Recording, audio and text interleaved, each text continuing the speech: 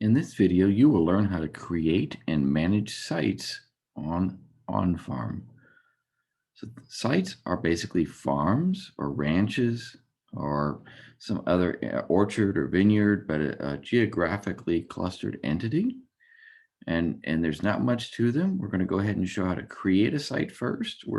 First of all, we're in the farm setup tab here on the left, the menu item. And sorry, we're on the here, and we're on the site tab. You have units, microclimates, and sites. We're going to go ahead and create a site here. You see there's almost nothing to a site, so we're going to call this Sunrise Research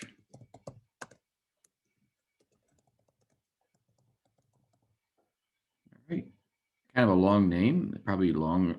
Let's shrink it a little bit because it'll be easier to display. Now let's go ahead and find the latitude and longitude of this site. So we're going to have to go over here to Wenatchee.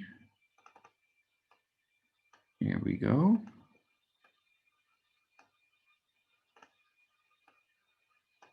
And we're going to pull it up on a satellite here. And here we go. Here we go. And this is our research orchard here. And you see a whole bunch of different blocks.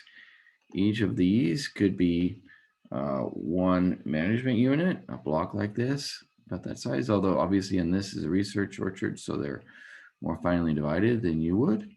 But let's go ahead. I'm going to click here and say that is the center of my site. I'm going to back up a little bit. You notice that it's just kind of in the center of all this.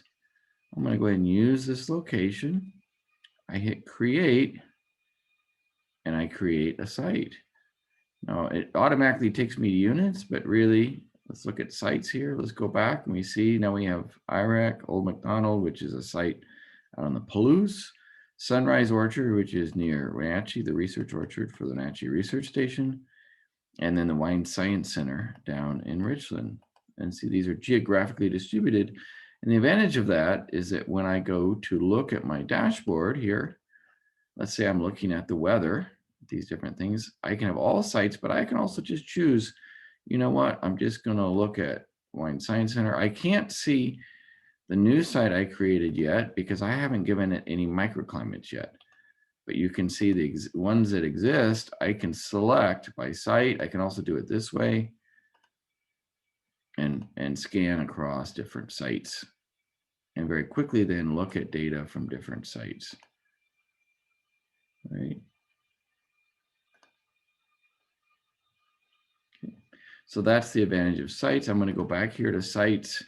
Sites can also be used to give users access only to limited sites, and that can come in handy. If I want to edit a site, let's say I want to go back into this here, I can go ahead. You notice there's no microclimates or units yet. I can go ahead and add a microclimate here. All right. And I can also display archive units. There aren't any because we haven't created any units for this yet. But I can change the name of this if I want, and I can change the latitude and longitude if I want. And when I edit this, and Orchard 2, I'm just going to save changes so we have something to save. It says it's updated.